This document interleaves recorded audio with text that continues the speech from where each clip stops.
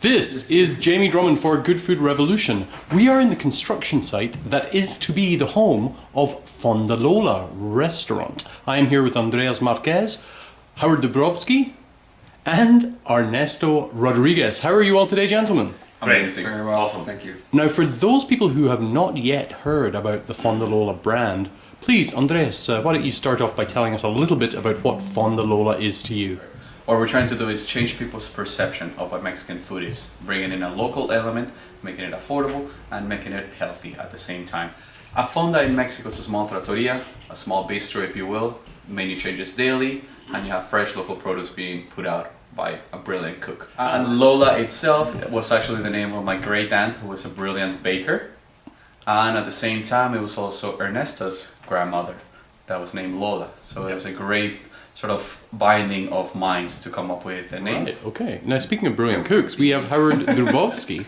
Now, you're actually heading up the kitchen. Now, I find this is quite interesting because you're not very Mexican, are you? No, I'm actually the one non-Mexican in this whole shindig here, but that's fine because I like Mexican food, so it works out. Are you comfortable working in that subset of the culinary arts? Absolutely. Mexican food is one that's very close to my heart. It's one, for those who know me, I have been vegetarian for about 20 years, and there's a lot of really good indigenous vegetarian food within the Mexican cuisine. That said, there's also a general flavor profile that tends to really work well with my style, so I feel very comfortable cooking Mexican food.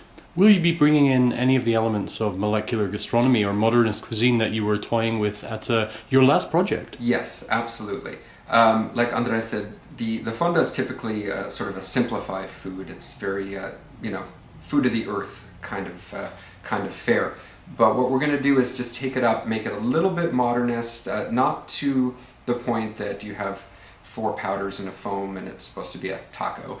But there will be little tweaks, little twists on the different items just to make it really stand out and be something unique in the city. I think there's a lot of influence in New York, there's a lot of influence in different countries, and Mexican food is just amazing. So you have a lot of different expressions of that Mexican food. So that's why, like, putting together an idea, having people that have been working in restaurants and in the industry for a long time, plus a lot of trips that we did together to Mexico, because Howard is like now fully immersed in the Mexican cuisine and traditions and a little bit more of the authentic dishes that can give us the touch that we're looking. Like, we're looking to redefine Mexican food here. It's not because it's the trend, because there's a lot of Mexican restaurants opening in the city, and because there's a lot of Mexican restaurants in New York and Chicago.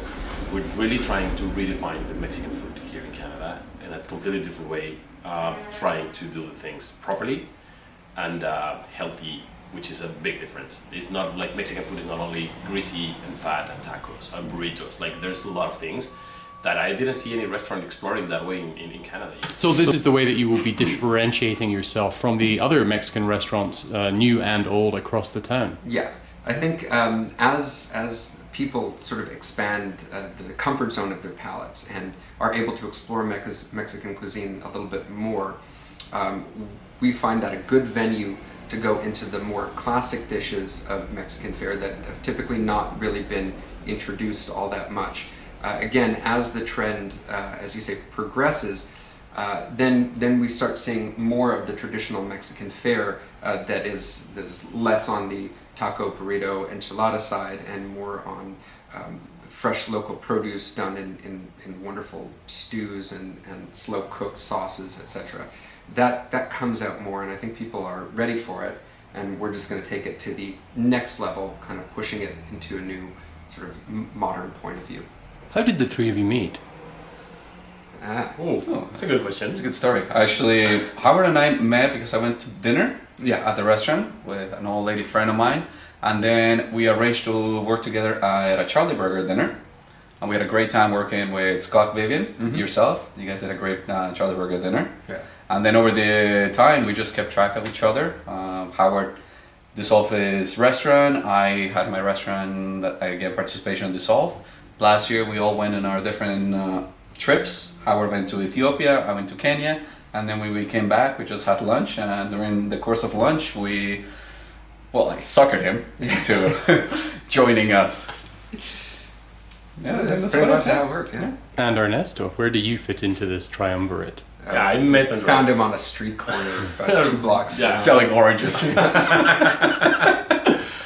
I met Andres like 5 years ago, and when he was working in his restaurant here in Toronto. I was living in Mexico at that time, and so we started talking about Mexican food, restaurants, and how the industry is growing here in Toronto, and Mexican food is coming to the city, and we decided to do something together. So next trip to Andres to Mexico, he went to my restaurant in Mexico. We had like a good conversation there. We went to explore different ideas, and then we came back.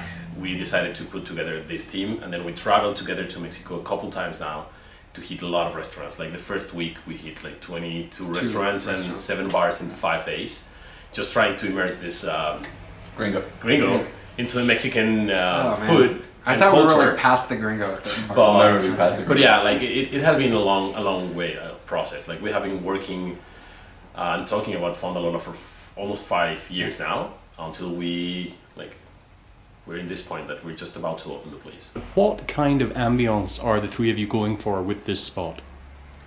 Well, we're calling it a Mexico City ambiance, whatever that means. But the ambience itself is casual, it's flavorful, it's cheeky. The three of us have a very perverse sense of humor. Yeah. And we're trying to bring each one of our personalities into the environment itself. How many seats do you have here?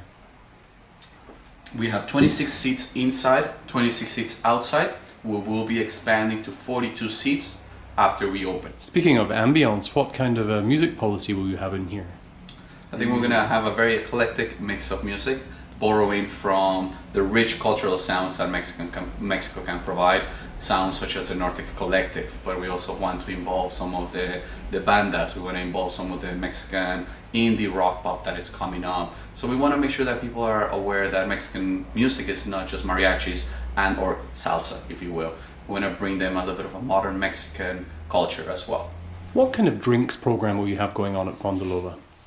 So we're going to have a very innovative program where we're going to involve fresh juices, fresh, believe it or not, vegetables. I know it sounds weird to have a vegetable cocktail, but we want to be able to, again, bring in a bit of a playful twist that Mexico City can offer.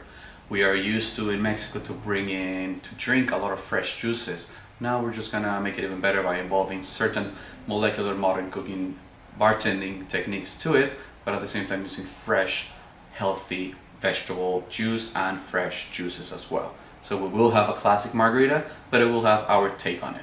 We will have a classic watermelon margarita, but it will have our take on it. There may or may not be a carrot juice margarita in the works, but it will have our take on it.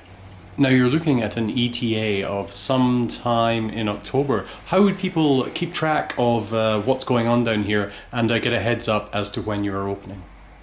Twitter is one of our biggest tools where we are letting people know not only when we are opening, what we are doing day to day, what we have been doing on our trips. So social media for us will be a great launch vehicle. We will also throw a couple of Mexican fiestas to let people know that we are open. But the biggest thing is Twitter. We found that social media has been very kind to us and extremely amusing, I think, for both parties. And what is the Fonda Lola handle on Twitter? At Fonda Lola. Oh, there you go. It's very easy. At Fonda Lola. Hashtag Mexican Fiesta. Gentlemen, thank you very much for joining us at Good Food Revolution. We look forward to coming in and having another sneak peek when it is less of a construction site, and we wish you all the best with the coming weeks before your opening. Thank you very much. Gracias. Cheers. Cheers. Salud.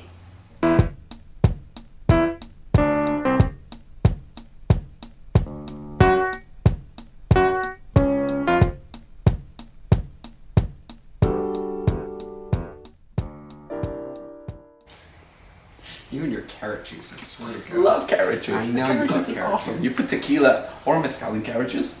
And Brilliant. It's really good. Brilliant. It's really good, yeah. If I could bathe myself in it, Yeah, I well, would. you pretty much do.